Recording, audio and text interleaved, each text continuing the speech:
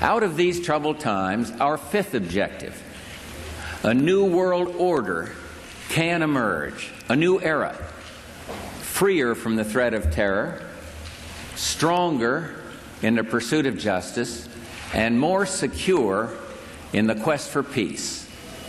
An era in which the nations of the world, East and West, North and South, can prosper and live in harmony. 100 generations have searched for this elusive path to peace, while 1,000 wars raged across the span of human endeavor. And today that new world is struggling to be born. A world quite different from the one we've known. A world where the rule of law supplants the rule of the jungle. A world in which nations recognize the shared responsibility for freedom and justice. A world where the strong respect the rights of the weak. We have before us the opportunity to forge for ourselves and for future generations a new world order. A world where the rule of law, not the law of the jungle, governs the conduct of nations. When we are successful, and we will be, we have a real chance at this new world order, an order in which a credible United Nations can use its peacekeeping role to fulfill the promise and vision of the UN's founders. What is at stake is more than one small country. It is a big idea, a new world order, where diverse nations are drawn together in common cause to achieve the universal aspirations of mankind: peace and security, freedom, and the rule of law. Such is a world worthy of our struggle and worthy of our children's future. Now we can see a new world coming into view. A world in which there is the very real prospect of a new world order. In the words of Winston Churchill, a world order in which the principles of justice and fair play protect the weak against the strong. A world where the United Nations, freed from Cold War stalemate, is poised to fulfill the historic vision of its founders. And that's why I wanted to speak to you today about the new world taking shape around us, about the prospects for a new world order now within our reach. In the coming weeks, I'll be talking in some detail about the possibility of a new world order emerging after the Cold War. But today, I want to discuss another aspect of that order. You see, as the Cold War drew to an end, we saw the possibilities of a new order in which nations work together. It refers to new ways of working with other nations to deter aggression and to achieve stability. As old threats recede, new threats emerge. The quest for the new world order is in part a challenge to keep the dangers of disorder at bay. We must build on the successes of Desert Storm to give new shape and momentum to this new world order.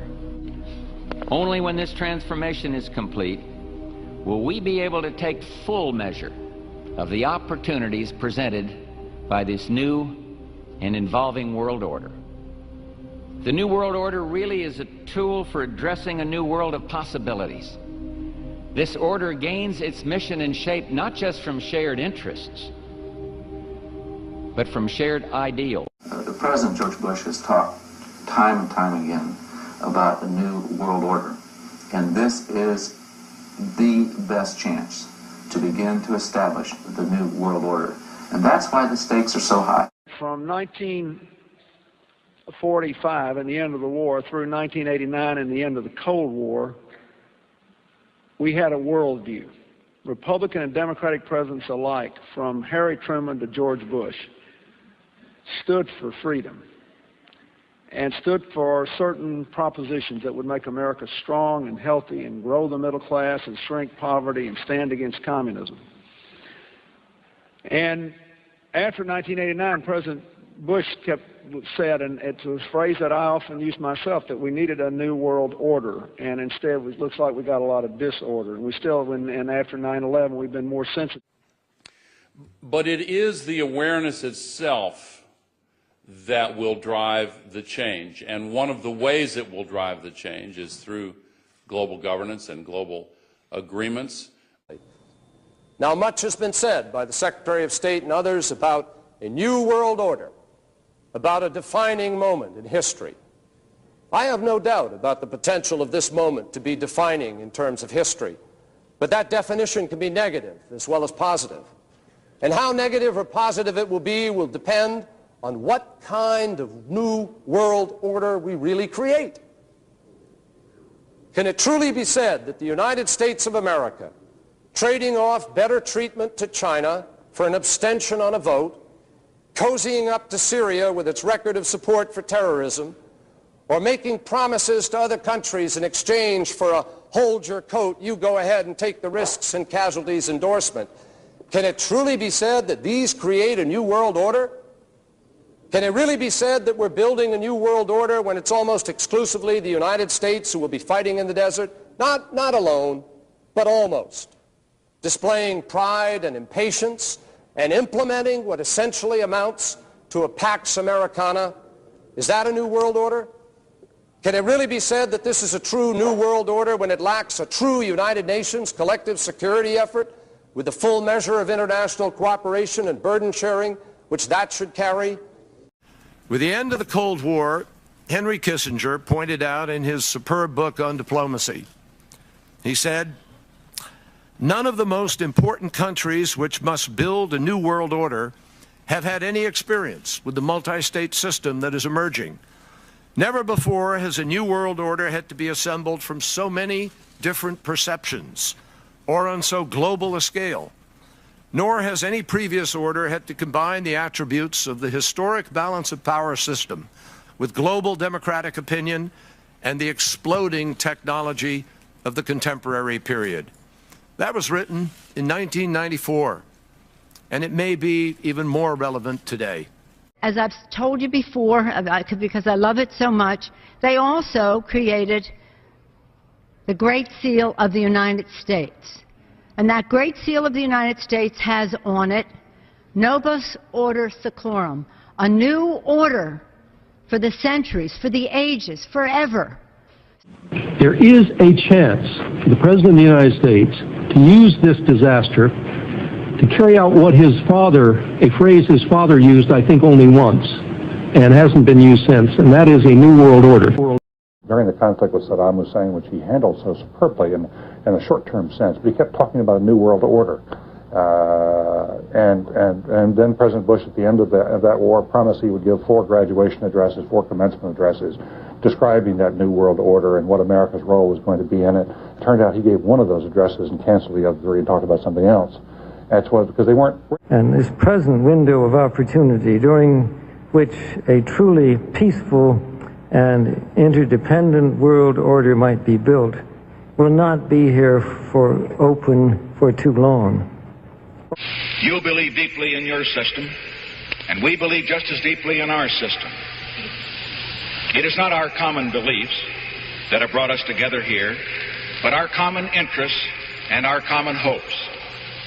The interest that each of us has to maintain our independence and the security of our peoples, and the hope that each of us has to build a new world order in which nations and peoples with different systems and different values can live together in peace, respecting one another while disagreeing with one another, letting history rather than the battlefield be the judge. It's past the point of talking. We know historically that the global governance the sort of agenda to these issues is very hard to try and, with all the best intentions, it's very hard to actually activate. We're seeing that right now. We're seeing a lot of fragmentation going on in Copenhagen, a lot of different agendas pulling in different directions. And the closest we came to the dream was when we were doing THX and everybody was writing their scripts. Everybody was hanging out at the pool table drinking cappuccinos and waxing philosophically about the New World Order and everything. Type 1 civilization is a connected civilization, a single global culture, a single global language, global communication, global politics. We see this beginning now. We see it emerging all around us. The European countries are binding together slowly, forming the EU. NAFTA has been formed in North America. Eventually, we will see the rise of a single world government. We will see a single economy. 2009 is also the first year of global governance, with the establishment of the G20 in the middle of the financial crisis. The climate conference in Copenhagen is another step towards the global management of our planet. Our mission, our presidency, is one of hope, supported by acts and by deeds. Leaders come together and establish a framework for global governance, not a world government, but sensible governance. If these measures are enacted and we continue to move forward with the G20 process, we will have the kind of global governance that is necessary to ensure the stability and transparency of markets in a way that gives us the benefits of a globalized market economy without the enormous risks that... Standing there with my people, they were bombed, and I was just targeted like them, and as elected president, official in charge of their protection, I couldn't do anything about it. But the point here is, it's not about me, it's about the idea of freedom. It's about the future of the whole region. It's about the future of Europe and a new world order. The transatlantic partnership was never just the foundation of our security. It was the foundation of our way of life.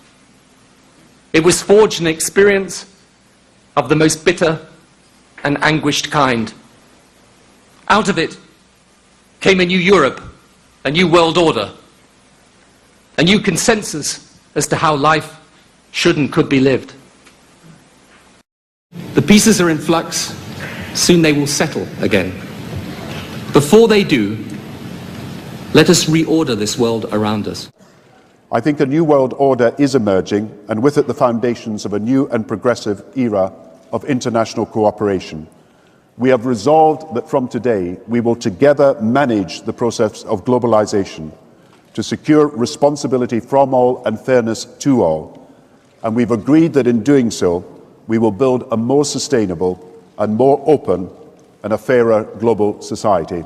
All these new challenges are bringing together about the biggest restructuring we have ever seen, not just of the global economy, but of the global order as a whole.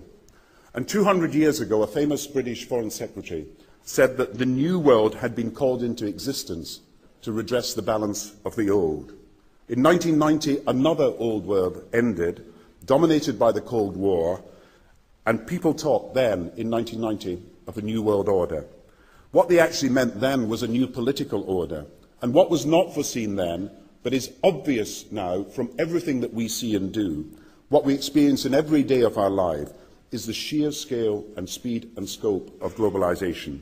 And it's only now that we can begin to understand that the world order that globalization brings and what it's going to look like, it's driven forward now not just by the balance of military strength, the Cold War times, or ordinary political power.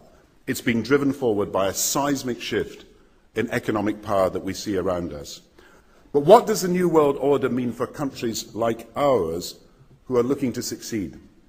I suggest that the countries that are going to succeed are those that combine flexibility, free trade, open markets, with proper stewardship of the environment and investment in education, infrastructure and innovation.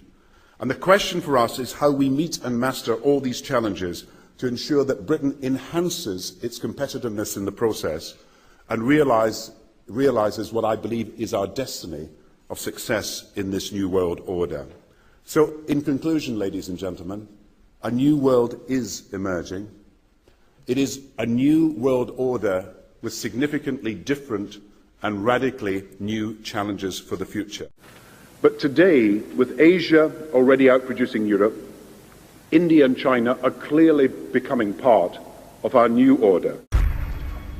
The world that maybe some people dreamt of at that conference back in Bournemouth, when it looked as if maybe history would end, that liberal democracy would triumph, that free market economics would slowly progress, and we'd have a new world order. Ted, what do you think America's place in the new world order should be? It's always been seen as the global policeman. But as you said before, it's hard to see with all these military conflicts where the winner and loser lies. What should America be doing I think globally? the global policeman should be the United Nations. What sort of a financial deal should Obama be seeking to strike when he travels to China next month? No, I think this would be the time, because you really need to bring China into the creation of a new world order, financial world order.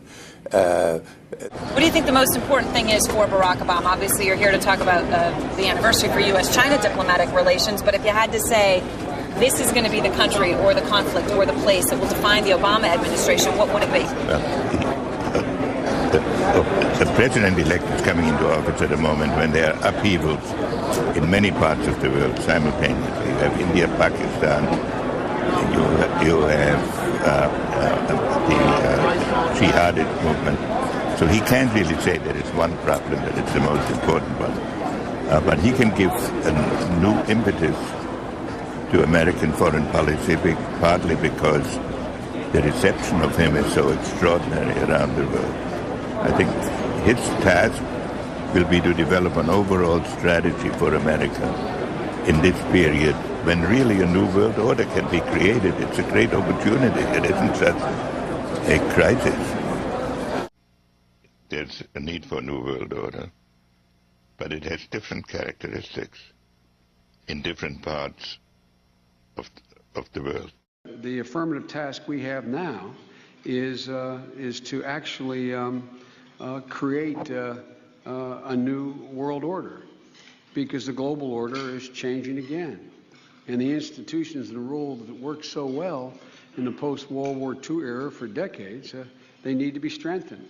The way we're going to win over the long term is not just militarily. We've got to win over hearts and minds. And what that means is we've got to invest in countries that have no educational infrastructure, have no means for young people to get ahead. We've got to give them a stake in creating the kind of world order that I think all of us would like to see. I mean, there is a conflict about what the mission is. The United States says that Gaddafi must go. Members of the coalition say this is strictly a humanitarian mission. How can the coalition work together when they can't agree on what the goals are?